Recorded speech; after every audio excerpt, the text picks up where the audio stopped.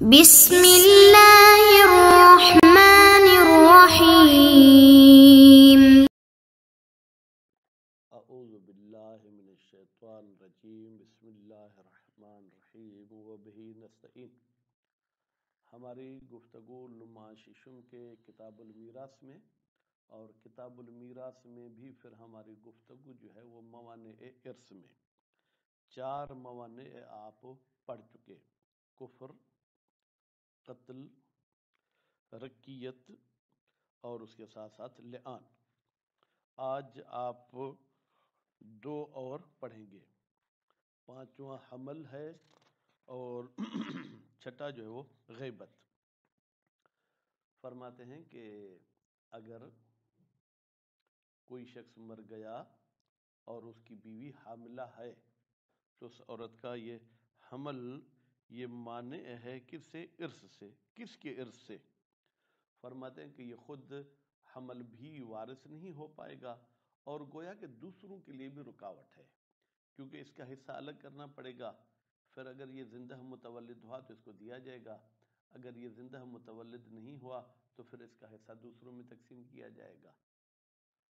تو اسی طریقے سے اگر یہ حمل وہ مرا ہوا پیدا ہوتا ہے اور لو فرض کسی طریقے سے اس کی کوئی ملکیت، کوئی پراپرٹی ہے تو وہ بھی اس کی گویا کہ تقسیم نہیں ہوگی۔ تو بہرحال اس حوالے سے پھر 1-2 حدیث بھی یہ یہاں پر پیش کرتے ہیں۔ اس کے بعد پھر فرماتے ہیں کہ اگر عورت کہتی ہے کہ مجھے تو اپنا حصہ دے دو، بھائی اگر وہ میت صاحب اولاد ہے تو اس حمل کے ہونے اور نہ ہونے سے عورت کے حصے میں کوئی بھی فرق نہیں پڑے گا، کیونکہ اس کا 8واں حصہ ہے اولاد کی صورت میں، اور اولاد نہ ہونے کی صورت میں اس کو عورت کو 4تھا حصہ دیا جائے گا۔ اچھا، اس کے بعد پھر فرماتے ہیں کہ جناب 6واں معنی جو کیا ہے وہ غائب ہونا۔ کوئی وارث غائب ہوا ہے، ابھی اس کے موت کا یقین نہیں ہے کہ وہ مر چکا ہے، تو اس حوالے سے جناب یہ اس کا غائب ہونا یہ بھی مانع از میراث ہے، یعنی خود اس کی ملکیت بھی تقسیم نہیں کریں گے اور دوسروں کو بھی ہم کہیں گے کہ بھائی اس کا حصہ الگ کر کے پھر اگر تم لینا چاہو تو لے سکتے ہو، ورنہ تم نہیں لے سکو گے۔ پھر کتنے سال تک ہم اس کا انتظار کر سکتے ہیں، یہ اگلے دروس میں انشاءاللہ آئے گا۔ وہ یہ ہے کہ عام طور پر یہ لمہ لکھی گئی تھی شام میں، اس لیے اس کا نام ہے لمعۃ دمشقیہ، یعنی دمشق میں کوئی پہاڑی ٹائپ کی جگہ تھی جہاں پر ان کو قید کیا گیا تھا شہید اول کو۔ تو کہتے ہیں شام کے علاقے کے ارد گرد زیادہ سے زیادہ عمر 120 سال ہوتی ہے، تو یہ شخص جب غائب ہوا تھا اس عمر کو مد نظر رکھا جائے، مثلا 20 سال کی عمر میں غائب ہوا تھا تو 100 سال اور انتظار کیا جائے گا، اس کے بعد اس کی ملکیت کو تقسیم کیا جائے گا۔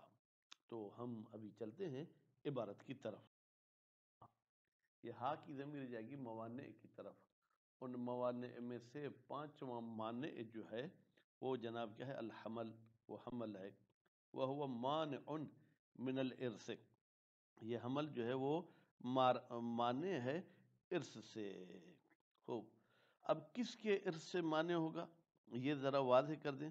فرماتے ہیں کہ یہ خود بھی وارث نہیں بنے گا اور دوسرے بھی جو ہے کہ مکمل طریقے سے وارث نہیں بنیں گے، الا مگر ایک صورت ہے جس میں یہ مانع ارث نہیں ہے، ان ینفصل حیا، یہ جو حمل ہے یہ زندہ پیدا ہو، فلو سقط میتا لم یرث، لیکن اگر یہ سقط جنین ہو جاتا ہے، ضائع ہو جاتا ہے بچہ اور وہ بھی مردہ صورت میں، لم یرث تو یہ وارث نہیں بنے گا، لقولہ صلی اللہ علیہ وآلہ وسلم، اس لیے کہ رسول اکرم کا فرمان ہے السقط لا یرث ولا یورث، سقط نہ وارث بنتا ہے اور نہ ہی سقط کا وارث بنا جاتا ہے، ولا تشترط حیاتہ۔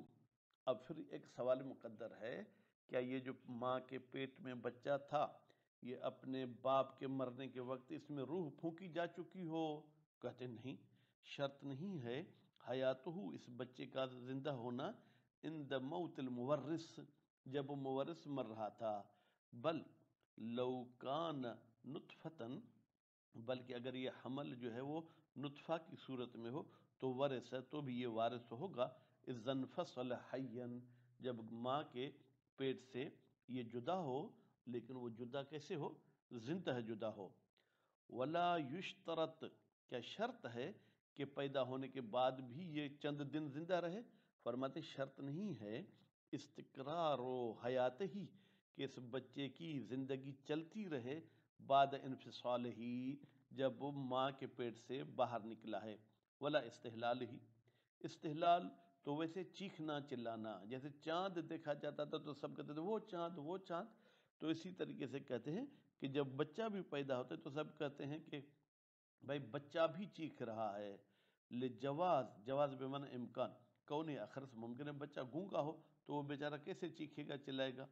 بل مطلق الحیات، بلکہ مطلق حیات شرط ہے۔ المعتبرت، وہ حیات جس کو معتبر سمجھا گیا ہے، بالحرکت البینت، بچہ کوئی ایسی واضح حرکت، حرکت یعنی کیا؟ اس میں کوئی ایسی جو ہے کیا ہے چہل پہل ہو، اس میں کوئی ایسی جو ہے کیا ہے جناب جسم میں جو ہے کیا ہے وہ جنبش ہو۔ لا و بنحو تقلص طبیعی، تقلص طبیعی زندگی کی علامت نہیں ہے۔ تقلص طبیعی یعنی گوشت کا جمع ہو جانا، پھر گوشت کا پھیل جانا۔ جیسے کہ اگر آپ قصاب کے پاس جائیں، وہ گائے بیل کو ذبح کر دیتا ہے، اس کی چمڑی بھی اتار دیتی، تو بھی اس کے گوشت میں اس قسم کا تقلص ہوتا ہے۔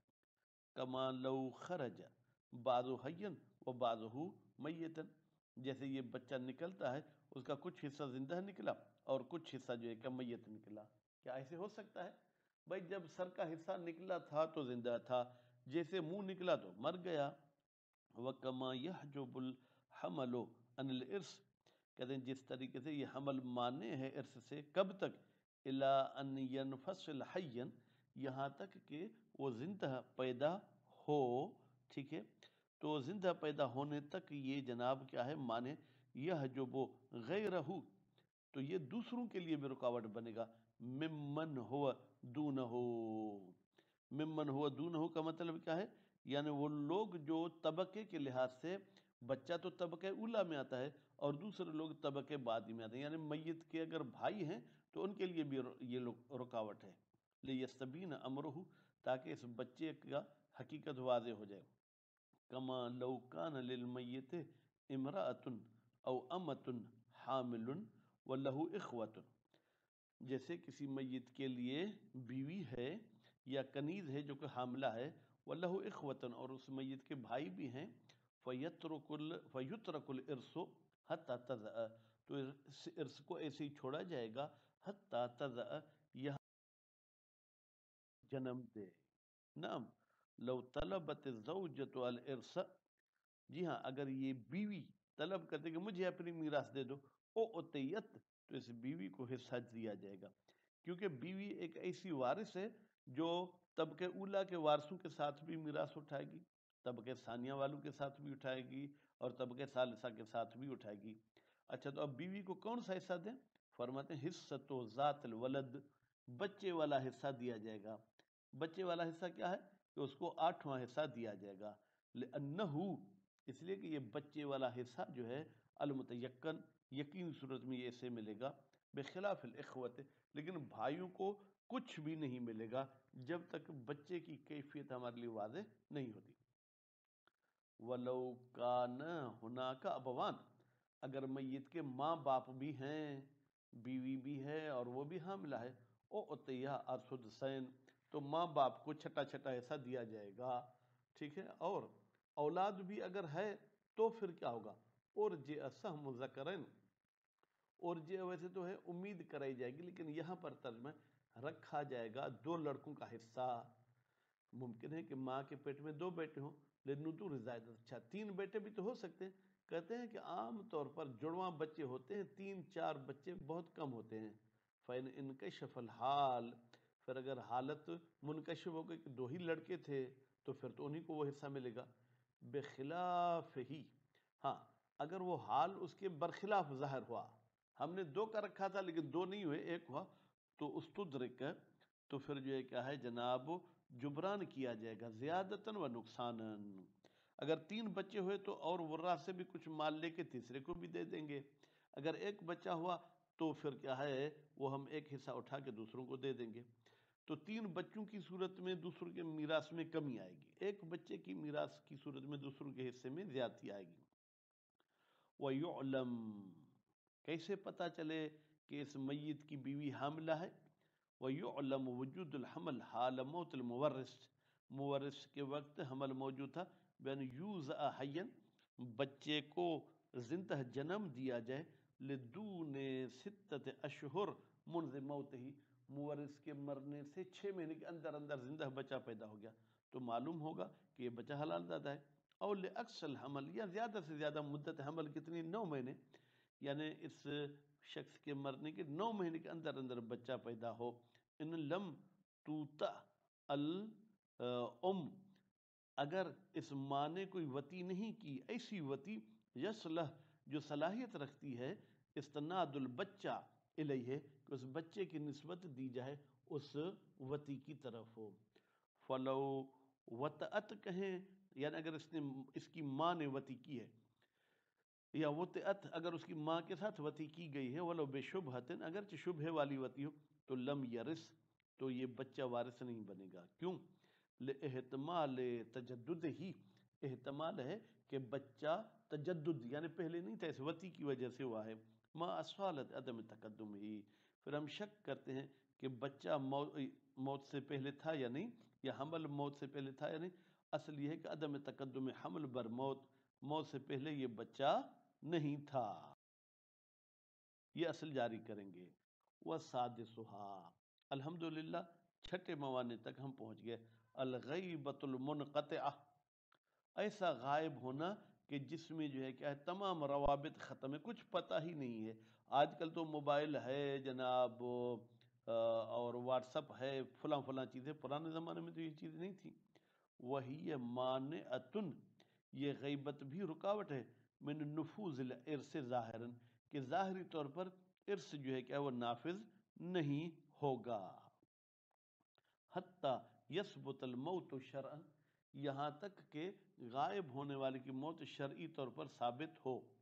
وقد نبہ علیہ، اور مصنف صاحب نے متوجہ کیا ہے موت شرعی پر بقول ہی، اپنے اس قول کے ساتھ.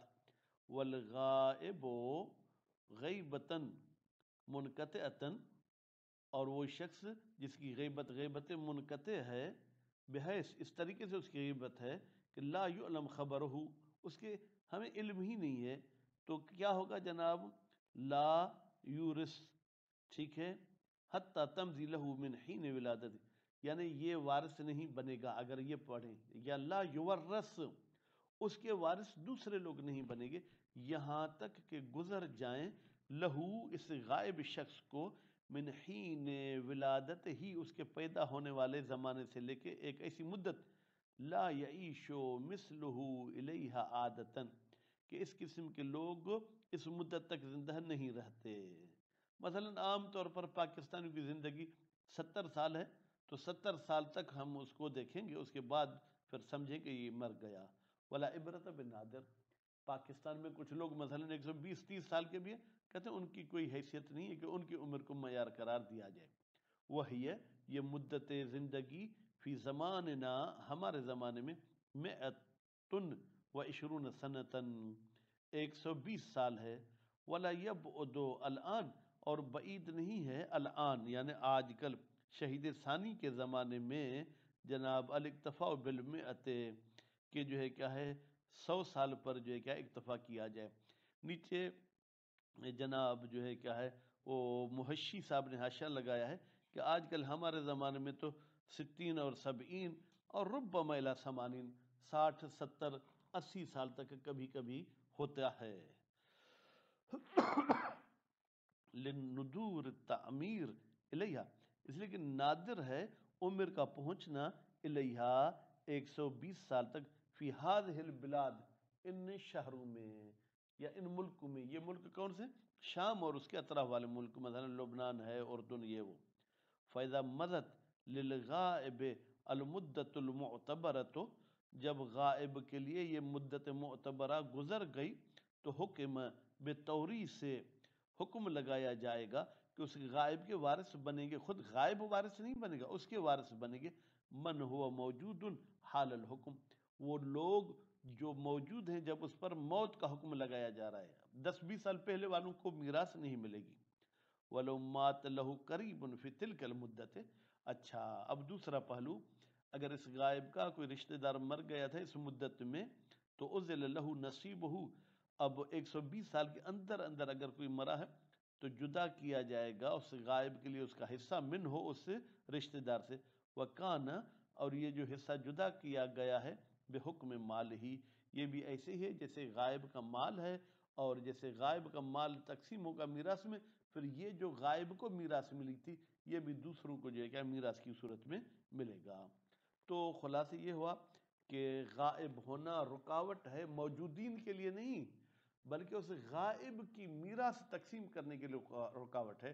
غائب کے وارث اس کے وارث نہیں بنیں گے جب تک شرعاً اس کی موت ثابت نہ ہو۔ وصلی اللہ علی محمد و آل محمد۔